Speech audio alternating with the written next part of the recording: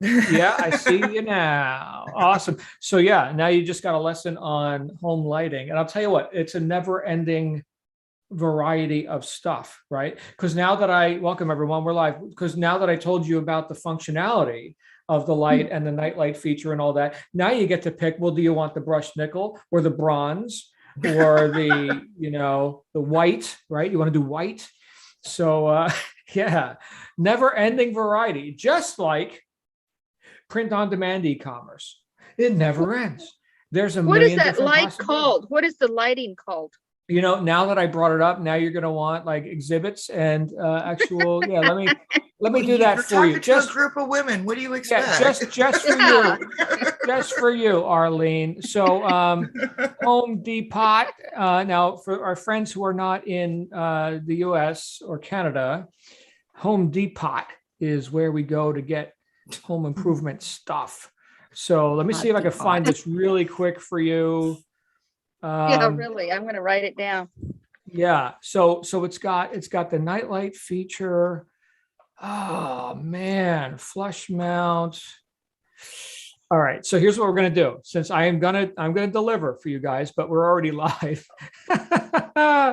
Let's take up a quick topic here. First let me welcome our brand new members because we've got many of you here who are brand new, and I'm really excited to get to welcome you in person. I just had a welcome session with some of you this morning, and it's a good time to be working online. I'll tell you what, we've got a lot of good things going on here, not just with Amazon and Etsy and stuff like that, but stats are up. So I did get to hear a little bit of the conversation before we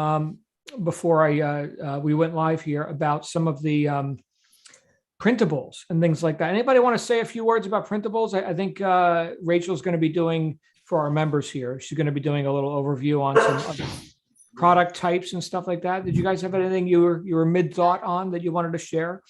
Yeah, so Printables is a course she's doing right now, and that is you have to sign up for that. It's separate from everything, and you have to pay for that. It's not free, but if you can see the link that I put into the chat, that one is free, and that one's tomorrow night for North America, and worldwide in Australia is Wednesday.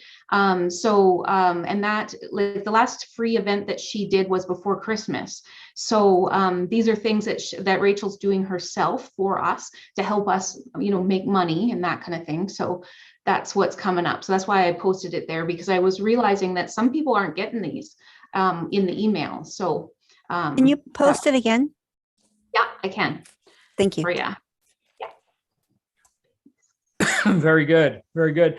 So what I'm going to do is I'm going to post a link right now. And this has nothing to do at all with what we're talking about here. But here comes a link, and then I'll display what I'm seeing right now. Here it is. So thank you for that. And for all of you who are tuning in. Yeah. So cool. Here is what I'm looking at. So this is Home Depot. I think it was this one, Hampton Bay, 15-inch with nightlight, nickel finish. So $70, right? And so what you get here, bear with me, guys, if this means nothing to you. But so there is the ring around the facade, or the bezel. Okay, and that's what it looks like looking straight up at the ceiling with only the nightlight shining. There's another shot of the nightlight. Yeah, it's beautiful. So you've got the full. Mine doesn't have that halo thing. Right. So there you go. Halo would be a good way to describe it. And it's also dimmable because 1700 lumens is bright. So, and if you got low ceilings, it's going to be like, bam, there's your light. Nothing vague about that, right? So, We're awake now. Yeah, it does work with dimmers as well. So now you know. Who you guys didn't know you were signing up for home improvement classes. I'll tell you what, I've got lots more data on that. I've been a student lately. I've been learning all kinds of stuff. Anyway, it's good to see you all. It's good to be back. Thank you for just for all you do here in this community and for building your business. I just want to acknowledge everybody. Some of you, we haven't had a chance to have any one-on-one time yet. Hopefully you've had a chance to get with Karen. I know she got a few welcome sessions going while in my stead while I was out. I was actually at a business leadership annual conference towards the end of last week where they flew me out, and nothing to do with what we're doing here. One of the other companies I work with, but very lavish and, red carpet treatments and all that kind of stuff. So not the kind of thing you say no to when people want to recognize you. But it's good to be back as well, because I like my routine. And that's what I wanted to talk with you a little bit about here today. This is something that has come up for me a couple of times in the last couple of weeks. One, because of, having moved, right? So how long have I been in this house now? About a month. So that was total, randomity and no routines out the window, right? And all kinds of stuff, which is why I know about home improvement stuff, right? Because I've been doing that. But but getting back to a routine, even, like those basic 4 things we talked about when we all first met, right? With the daily method of operation. If you recall, right, have some quiet time, meditation, call it whatever you want, right? Sit there and be quiet. Do some study each day. I showed you 5 books that I would start with. Have some exercise, right? Do body stuff, right? Especially since so much of what we're doing here is subjective and just staring at a computer screen or whatever. Well, that gets old, right? And if you don't want to get old, well, then go, use your body, right? Besides your keyboard and whatever. So do some exercise. And then, of course, the 4th thing that I mentioned, which one of our new members today said, you know what, admittedly, that's the one thing that I've been missing. So that's great. Thank you for your candor. The person, I won't name them, but the person who came forward and said that. The 4th thing was to do some income producing activity before you talk yourself out of it or whatever, or you've got all these considerations about it. And maybe I should, maybe I shouldn't, and blah, blah, blah, blah, blah. Just do it. Just get something done. Right? My favorite 4-letter word, done. Great. So now it's done, right? So if you get into a habit, you create it like a daily method of operation, a DMO, right? Where, you did your meditation, a bit of reading, exercise, and some income producing activity. You're going to find yourself, getting up that mountain without overwhelm and stress and all this kind of stuff. Okay. But you're going to find yourself advancing, not just in business, but in life, right? Transcripts. Yes, here comes your transcript. But you're going to find yourself advancing. Habits beat heroics, right? So a lot of times and yes, moving is like a heroic effort. Anyone who's done that, you put on your cape and mask and you do that, okay? But then, what really, what pays the bills, right, is the things that we're doing consistently to grow ourselves as individuals, our mindset, our psyche, right? As well as, the ever increasing production that we hopefully are experiencing in business, right? Now, if you're new, then you don't yet have a routine, nor have you accrued the fruits of these habitual actions, all right? These routines, these methods that you're putting in now. But I can tell you what, and mark my words, right? Just like making an investment or something, right? The earlier you do it, the better, right? The earlier you invest in yourself and your own ability to earn and to do business and all that, the more you'll enjoy the accrued skill sets, profit, right? All of that, business acumen, experience, right? There's really no replacement for that. And so how do you get to the top of that mountain? I just this weekend, I got word that one of my mentors moved on. He died. All right. So he's no longer doing the human thing. Bob Proctor, for anybody who knows or knows who Bob Proctor was, he's done. So there's a guy who has been instrumental and influential in the lives of many, many people, success-seeking people, entrepreneurs like us, right? And I'd been to many of his seminars. I've done seminars with him, been on stage with Bob and in different business groups and whatever. And I'm thinking, here's a guy who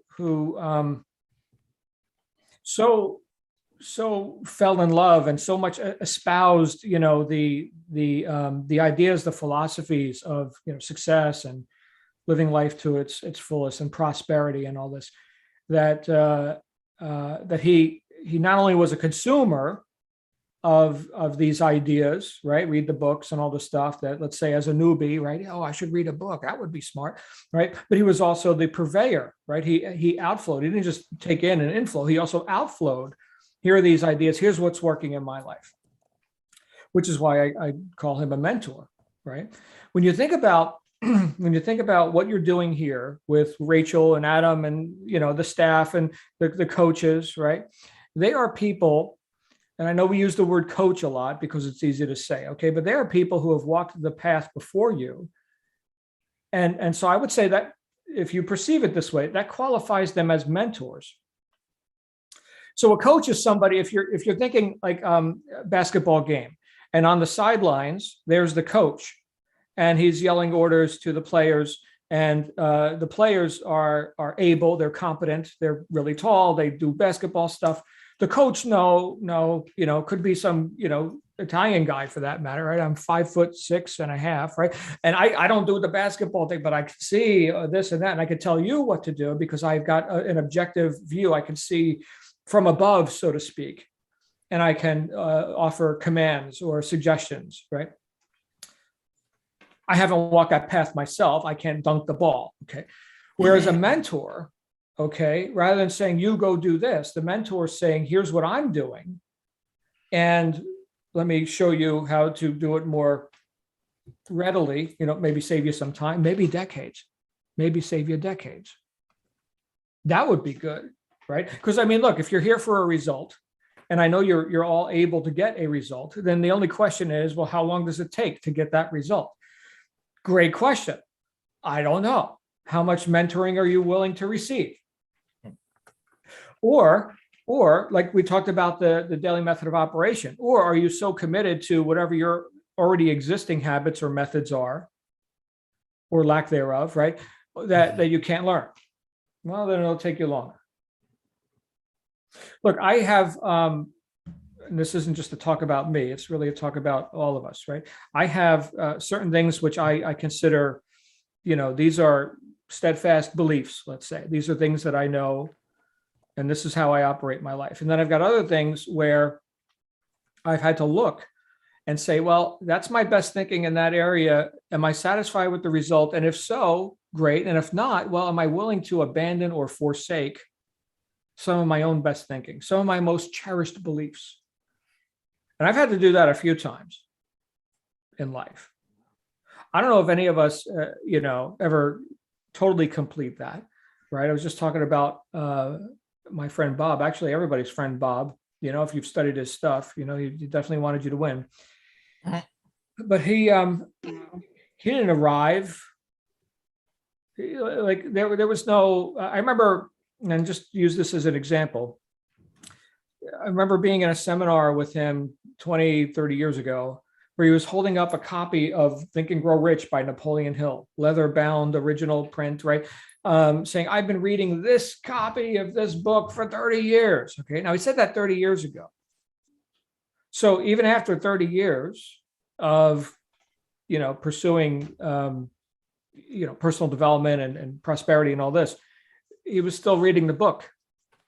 He was still a student. And so when I think of, in fact, those of you going through the accelerator program, you're going to get to one of the videos is about mentoring, which is one of the things that you can engage more fully in here. So if you're brand new, right, you've got access to all the course material, and that's all very nice. We can go deeper down that rabbit hole. I mean, if you're serious about this. And so one of the things that you'll discover is that as much as Rachel is a mentor, she also has mentors. You want to be mentored by somebody who has a mentor. Watch out for those who have arrived. Mm-hmm. Okay? I don't need some, modern day Messiah to save me or something. Right. Mm-hmm. So be careful with that. Right. This is something I learned some years ago. Right. Because there's as many paths as there are people to take them. You've got right now on the internet, Just like those lights I showed you. I couldn't even see, well, which light was it that I actually bought? There's all these variations of it. Okay, so there's so many variations of online business or internet marketing or e-commerce. What the hell does that mean? Well, which methods are we talking about here? Are we sourcing products? We doing white label? We doing arbitrage? We doing print on demand? Well, what kind of print on demand? We're doing coffee cups, we're doing printables, right? There's all these different things. So there's so much nuance to that. And so that reveals two things. One is that it's a broad marketplace, right? Which is impossible to saturate. And it's got proof of concept, right? If it was only one weird thing out there in space, well, then it's probably not a big deal. But there's a lot going on there. So that's fertile ground, okay? But the other thing that reveals for me is that, like I said, there's as many paths as there are people that take them. And I will tell you all, because I've been around for a little bit, that there are so many methods which you could engage in, which are way more costly and way more complicated than what you're doing here. So my suggestion, if you're interested, is to maximize this, completely exploit this opportunity. I mean, if you're here and you are, so you signed up for this, okay, well then let's have the whole damn experience. Think about it like going to an amusement park, right? So you go to an amusement park, let's say you're a kid, right? And you just happen to be 50, 60 years old, however old you are, but you're still a kid, okay? And you go to the amusement park and there's the roller coasters and the merry-go-round and the funnel cake and the hamburgers and the cotton candy, right? And assuming you have the metabolism and appetite of a child, right? And the fortitude to experience all the different tumblings and rides and everything, you're going to have the whole experience, right? You didn't come there just to eat the hot dog. That's part of the experience. But ride the damn rides. There they are. There's $1 billion, $1 billion worth of metal over here, right? You can go get all crazy. Go have the experience. Have the whole experience. And then when time runs out, well, maybe you get the season pass, you can come back again. But when time comes out, you'll know that you did it fully. And then you could say, all right, I experienced the entirety of this amusement park. There's a bigger one, in the next state over. Road trip, right? So now you can go with some context and you can go and say, I know about these roller coasters and this funnel cake. I'm going to go see what it's like over there. In fact, I was in an amusement park just a few days ago.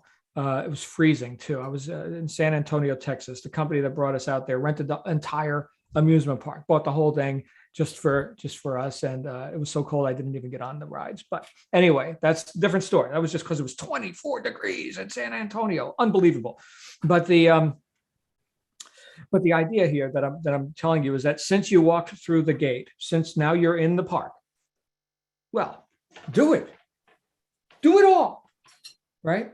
And so I think a lot of times, and then I'll shut up, and I'd love to hear from some of you. I think a lot of times people are tentative, they hold themselves back because I don't know what that roller coaster is going to be like until I've ridden it, okay?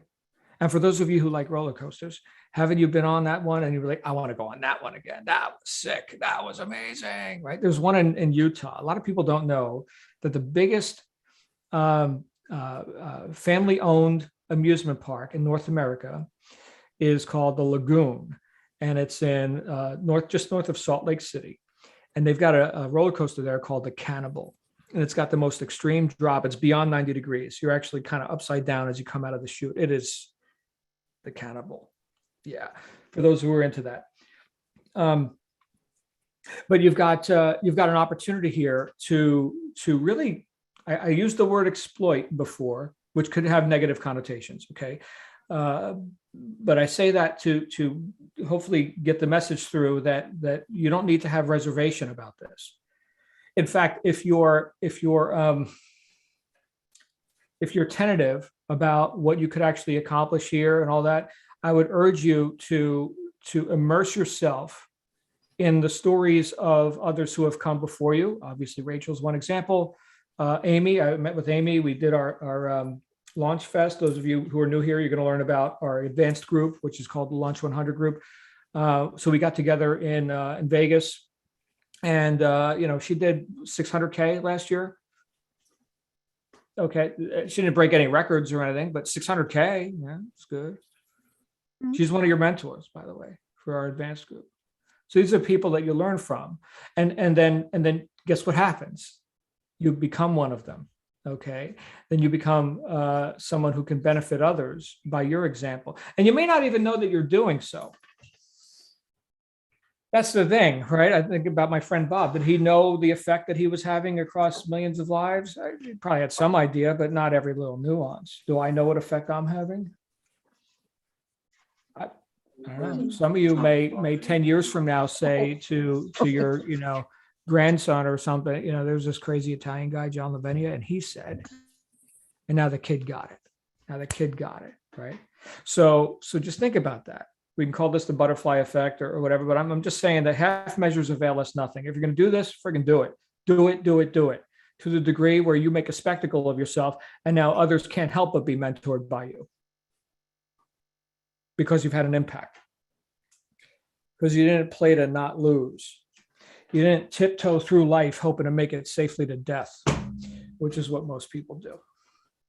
And with that, I shall stop talking, and I will say to all of you, please come on down. Any thoughts on whatever this topic is? I have no idea. I just got back, so forgive me for my random thoughts. Scott, and then Scott. Come on out, Scott. Jenny Cathy's going to give it a break. All right. Which Scott is first? I think Scott with no last initial. Scott, you've got the floor, Scott. Okay. Mine's more really of a question, and really been kind of thinking about this idea of playing not to lose. That's been kind of my big aha in the last couple of weeks. That's been my life, playing not to lose. And I realized I didn't realize how much in my core I hate to lose. And to the point where if my team's playing, I scream at the TV if I don't get my way, and I have no control over that. So trying to kind of figure out what's going on inside, why I care so much about a team, and then I end up getting negative because that's my go-to. They always choke in the end or whatever it is, and it keeps me from getting so angry. And so that's just how it manifests. And so, but what's interesting, so I've been trying to change that thought process as an affirmation. Is that no longer do I want to play not to lose. I want to play to win and learn. And so, I was writing in my journal the other day, and I found a really great 15-minute workout that I wanted to get done before 8:30 because the stock market opens at 8:30, and so that's my time to do manage my trades from the night before.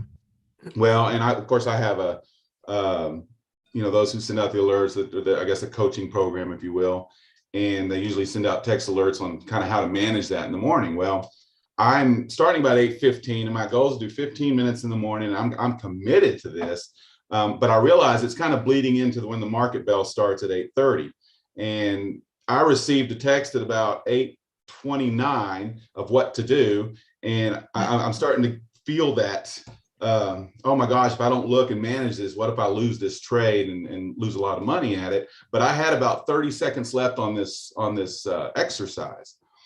And I remember telling myself, the voices were telling me, oh, you've already done 14 minutes worth. Go ahead and you'll be fine. And I chose in that moment, it's like, no, I want to start playing to win instead of lose. And so I ended up finishing that exercise. And by the time I went to the text, it was already 5 minutes into the market. And the text said, okay, the trade's not quite going, it's going against us this morning. So wait an hour before you start doing any trading. So that made me feel better at the end. But I share this story because I realized that when I'm younger, I had these big dreams of what I want.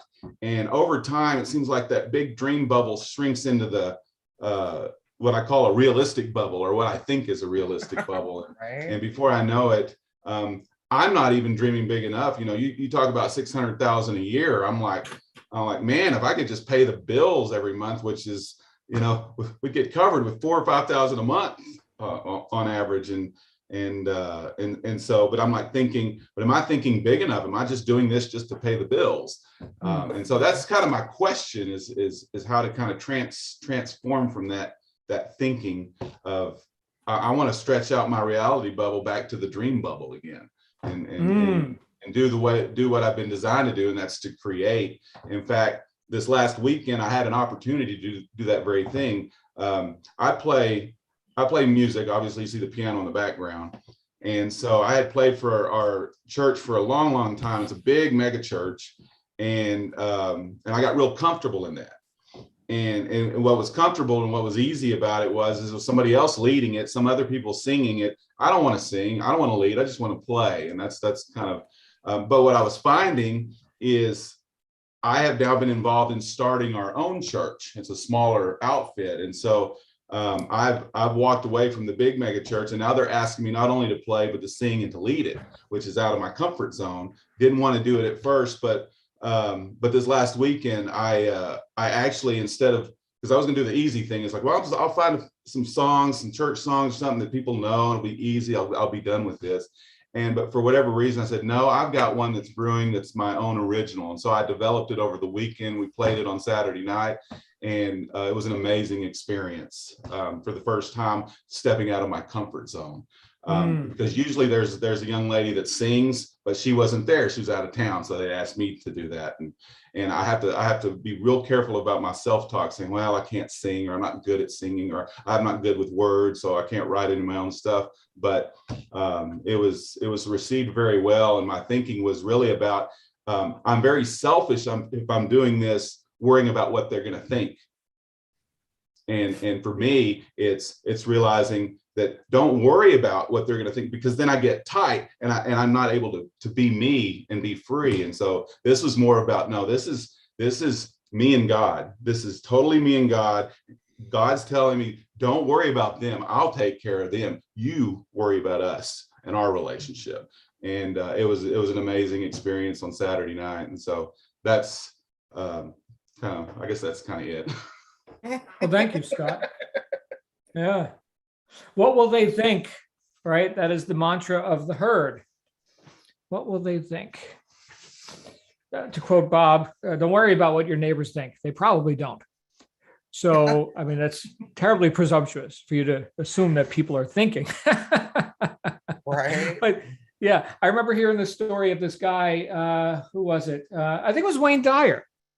Dyer was talking about being in India or whatever, and here's these people chanting and the Hindu stuff, and he said the most beautiful was, here's this old guy, in his robe with like no teeth or whatever, and like it was just the energy, because he knew to whom he was singing, right? So that's the kind of thing. It's not like, are you? I know you were filling in for a woman who was normally the singer there, but are you doing the Lady Gaga thing? Is that the product here? Is that we're supposed to produce Lady Gaga or something? That's not the product, right?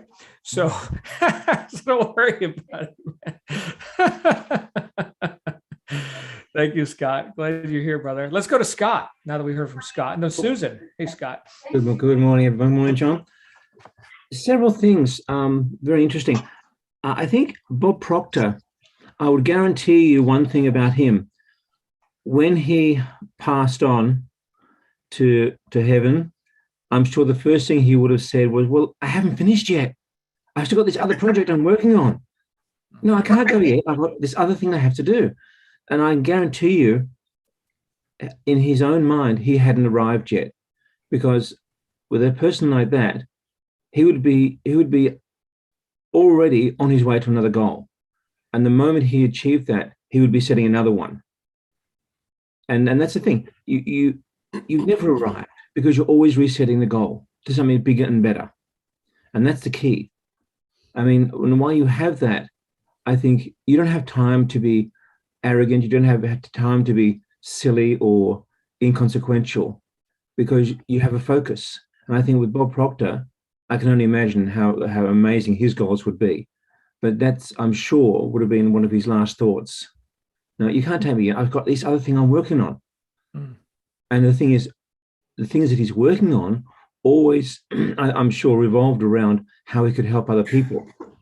So his goals were huge, and they always had a moral context to them. I'm sure of that, judging by the nature of the person that he was. And I think that's those two things, I think, are pivotal to goal setting. Having a huge goal and one that has a moral compass, because you can achieve a goal and it can be a goal of absolute pure evil, and you will become whatever you need to become to achieve that goal. And if it's an evil goal, then sure enough, you will acquire those properties.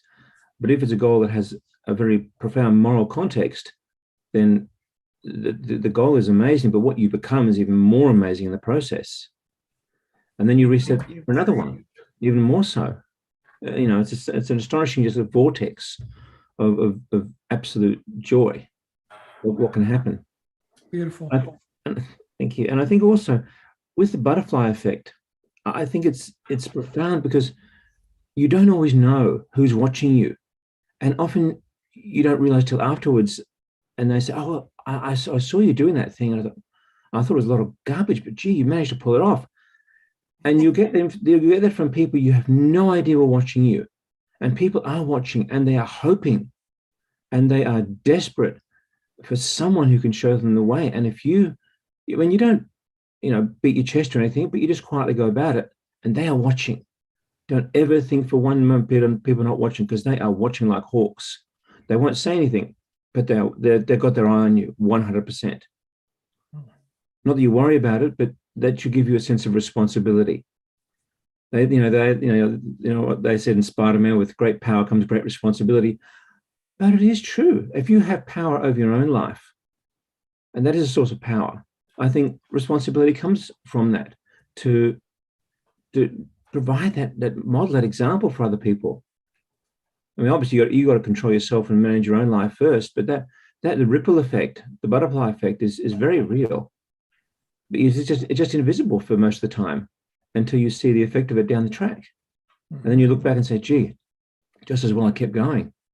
And also too, with that playing not to lose, I think sometimes the key is just to play another day, just to keep on another day. Because things are going to happen, good, bad, and ugly. And sometimes the challenge, when you've had to reset things, you had to relearn things, you had to redo things again, and you made mistakes. Sometimes just keeping going, just keeping in the game is the challenge. You have your big goal, but sometimes the emotional attachment to that goal can be very very much beaten down because of the difficulties on the way. But you keep on going anyway. In the same way, you go on that roller coaster, it's going to scare you to death, but you go on it anyway. And you get and eventually you get the rewards. I mean, in that case, it's just a thrilling ride. But in the case of going for another day, you get a small sense of accomplishment. But without those tiny little steps of accomplishment each day, you don't get the big rewards. So sometimes it's just keeping going, and that is sometimes the biggest challenge of all. Not the big thing, just the small little steps you take each day, because they define you and create you. And that's what I need to say for the moment. Thank you, Scott. No worries. As you're talking, I was thinking of what other Scott was saying, and Solomon. Solomon said, "Where there is no vision, the people perish." So you're talking about goals and following them up with bigger goals or visions or intentions, right? In other words, it's way more inspirational to move toward what we want than just out of what we don't want, right? So if Scott or anyone else, right, if you've experienced lean times and had your attention fixated, allowed your attention to be fixated on lack, I need to pay the bills, right? I need to fill the deficit, right? Then we must look beyond that. Okay, so now let's say the bills are paid. Let's just say they are. Great. Now what? Because if we're not pursuing some vision, some dream, then all you got is work. It's work. You can go do any kind of work you want, and still be in a deficit condition or pay the bills or whatever. Where's the inspiration? We gotta think in futures a bit here. Where are we going? Thank you, Scott. Where's Susan? Let's get Susan out here. Susan, share with us a profundity, if you will. Right. Hi. I think I'm unmuted. You are. Okay, I don't think you can see me, but that's Yeah, no. good. I haven't spoken in a while, so I thought I'd say hi to all you guys out there. Love you all. I thought I'd touch back on what John said about trying it all and the experience at an amusement park. And, you know, one of my designs is life is a big smorgasbord, you know, taste it all, you know, and it is with this low hanging system. You know, it's not just about mugs. There's a lot out there and there's a lot of information. And, you know, one of my goals is to go through it all and experience it all. You know, the shirts, the candles, the keychains, the jewelry, everything, you know, and, you know, you have to, if you dive in too much, it might be a little overwhelming, but, you know, just study a little bit at a time and get yourself comfortable with that. And, you know, I was going to say also that, you know, about the project thing, you know, life is one big project. It never ends. And, you know, today is the first day of the rest of your life. So you get to start over every day. You know, yesterday was a drag. So what? That was yesterday. Don't worry too much about the future, but just live in today, you know, and do what you can today. And, you know, I've been pushing my limits. I'm here up north and I bought a fishing license and I am way out of my element. I'm ocean fishing. The waves knock me on my butt, but I'm going to go back out there and catch some more fish and catching some red-tailed perch. And it's just hilarious. And then I actually went duck hunting and I've never shot a gun in my life. So of course I didn't shoot at the ducks, but I tried to shoot a pumpkin and missed it by a mile. So I don't think I should be handling the gun. Practice Just there. kayaking and saw some otters and the seals are there and just way out of my element and just enjoying every day and being very grateful for everything that's around me and just manifesting what I want out of this program, what I want in my financial freedom and staying positive and not letting that stuff drag me down. And that's all I want to say. Wow. Well, congratulations, Susan. So you're having the experience, right? Yeah. Trying it And all. yeah, I mean, how do you know if you even like fishing unless you go fishing, right? Or, you know, hunting and whatever. So you're doing it.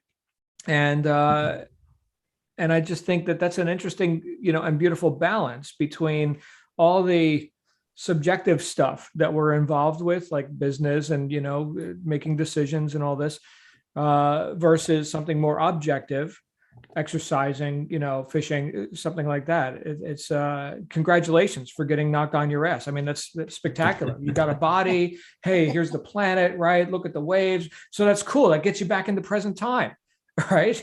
And now you come and you do your work, right? And thinking and making decisions and all this. I love that. Look, guys, most of my work, I work with people, right? I don't work with technology. And obviously I'm here as the head performance coach for this group. But the other businesses and companies and stuff that I work with, it's all about the people who's doing it. I will tell you that that I could, and I've seen many examples where, you know, somebody enters the business community,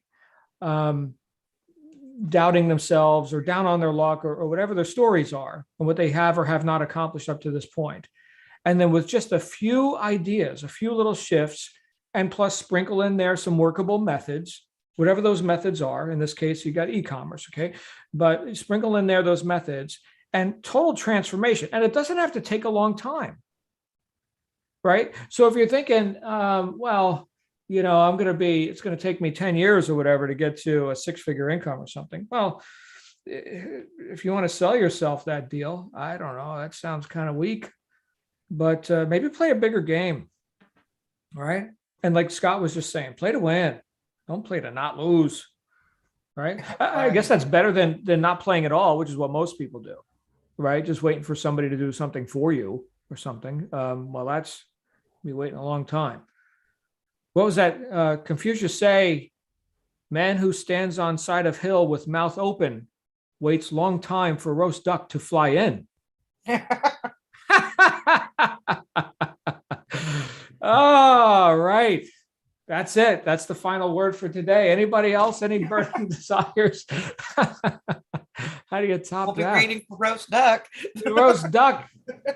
Stand there with your mouth open. Can you repeat that Confucius say again? Well, I don't think Confucius actually said it, but it sounds cool if you say that. So, man who stands on side of hill with mouth open waits long time for a roast duck to fly in. So, yeah. So don't just stand there with your mouth open waiting to be fed. Anyway, I love you guys. Thank you for being here. Welcome back, John. Oh, you're welcome. Thank you. Oh, yeah, very good. So I'll be working with a few of you this week.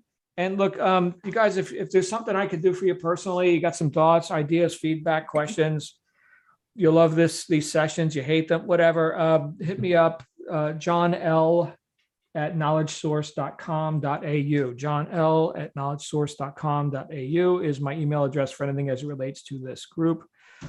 And yes, if you didn't know, we're based out of Australia. So I'm the foreigner here, me. So anyway, I'll see you guys real soon.